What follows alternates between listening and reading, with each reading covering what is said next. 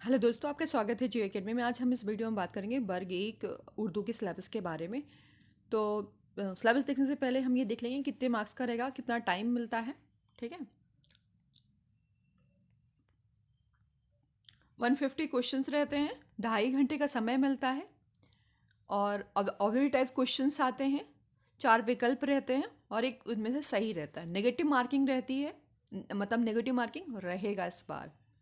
और एक question 1 number का रहता है और 4 प्रश्नों की गलत उत्तर पर 1 अंक काट लिया जाएगा। इस बात का ध्यान रखें।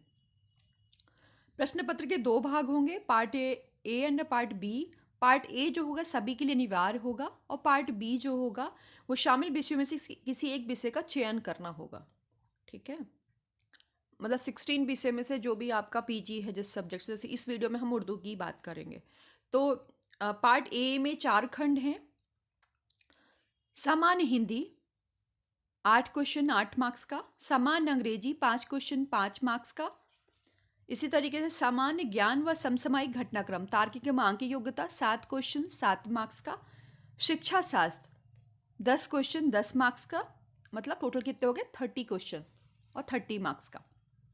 अब हम पार्ट बी की बात कर लेते हैं। 120 मार्क्स का आएगा, बहुत ज़्यादा है। यहाँ तो मतलब नंबर लाना मुश्किल है, क्योंकि पहले क्या होता था, लोग 50 कर लेते थे पार्ट ए में और मतलब 40 या 30 तक ले आते थे। अब आपको अपने सब्जेक्ट पे भी जोर लगाना होगा, तभी जा कर के क्वालिफाई कर पाओगे। अभी हम इस वीडियो में हम उर्दू का देखेंगे।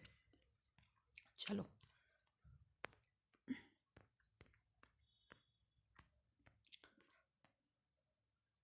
120 क्वेश्चन थे ना उर्दू में। चलो, पार्ट ए कुल 30 क्वेश्चंस होंगे।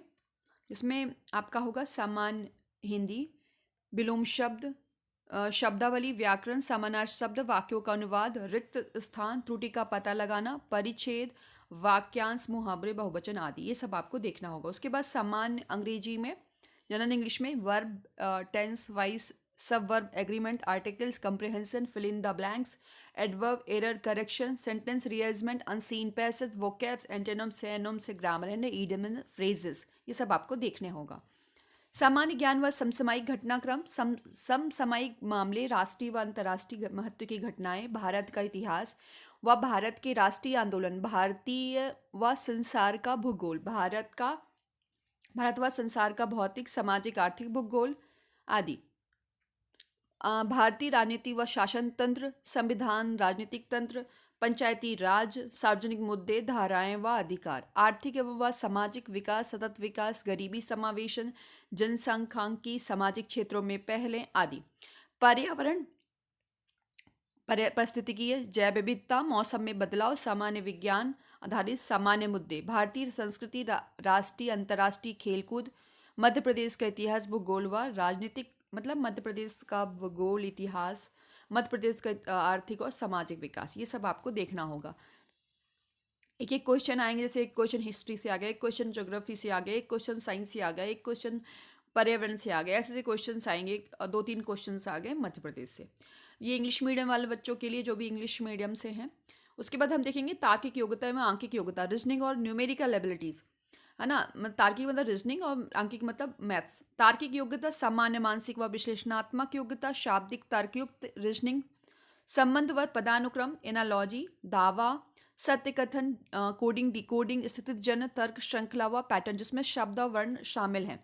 इसका मैं वीडियो बना दूंगी ओल्ड पेपर का, तो जिससे कि आप लोग देख लेना। आंकिक योग्यता 2 एवं 3 आयामी वेन आरेख आधारित प्रश्न, संख्या पैटर्न, श्रृंखला अनुक्रम, संख्याओं संबंधी आधारभूत ज्ञान, जिसमें संख्याएं और उनके संबंध क्या हैं, परिणाम का क्रम, अंक गणितीय अभिवृत्तियां, आंकड़ों की व्याख्या, आलेख, ग्राफ, तालिका, आंकड़ों की प्राप्तता, विभिन्न संदर्भ में दिशा ज्ञान व विश्लेषण, व्याख्या, ये सब आपको देखना होगा। उसके बाद देखना होगा रीजनिंग एबिलिटी, जिसमें आपको इंग्लिश मीडियम वालों के लिए, जो कि जिन्हें हिंदी समझ में नहीं आती है, वो इनके लिए है। ठीक है, चलो अब हम बात कर लेते हैं पैडागोजी की। पैडागोजी संबंधी मुद्दे, पाठ्यचर्या, जिसमें उसका अर्थ देखना होगा सिद्धांत, पाठ्यचर्या, संगठन के प्रकार, दृष्टिकोण, योजना में उसका अनुदेशन योजना, वार्षिक योजना, इकाई योजना, पाठ्य योजना, ये क्या है। अनुदेशन सामग्री व संसाधन, पाठ्य पुस्तकें, अभ्यास पुस्तकें, पूरक सामग्री, दृश्य श्रव्य सहायक सामग्री, प्रयोगशाला, पुस्तकालय, क्लब, संग्रहालय, समुदाय। संग्रहालय में आपको समुदाय सूचना व संप्रेषण तकनीकी देखनी होगी। मूल्यांकन में उसका प्रकार, उसका उपकरण में अच्छे टेस्ट की विशेषताएं, सतत एवं समग्र मूल्यांकन, शैक्षिक उपलब्धि परीक्षण का विश्लेषण व व्याख्या।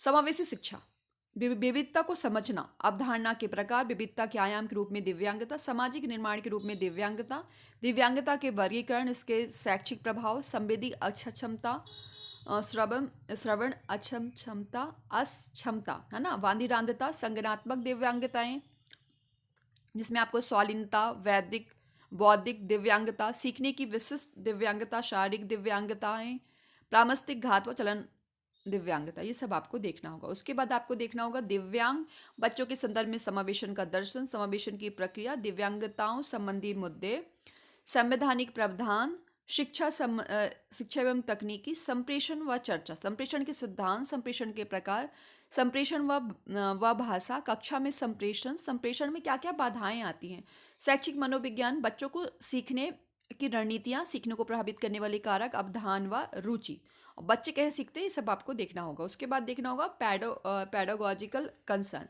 मतलब ये इंग्लिश मीडियम के लिए है, curriculum, planning, instructional material and resources, evaluation, inclusive education, ठीक है ना, communication, interaction, education, psychology.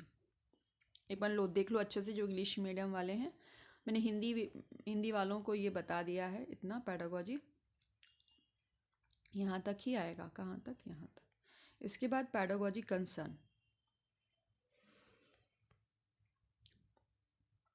Inclusive education, communication and interaction, education, psychology.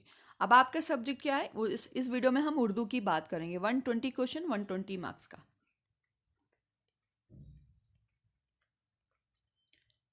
मुझे उर्दू पढ़ते नहीं आती है, इसलिए मैं सिर्फ आपको दिखाऊंगी। नसर, गद्य की सभी विधाएं, है ना, ये सब इतना सारा है। नसर, गद्य की सभी विधाएं। फिर उसके बाद है आपका शायरी, असनाफ, पद की विधाएं, ठीक है, जिसमें गज़ल आ जाएगा, मसनवी, कशीदा, मर्शिया, कतात, दोहा, रुबाई। फिर उसके बाद आप देख लेना व्याकरण, जिसमें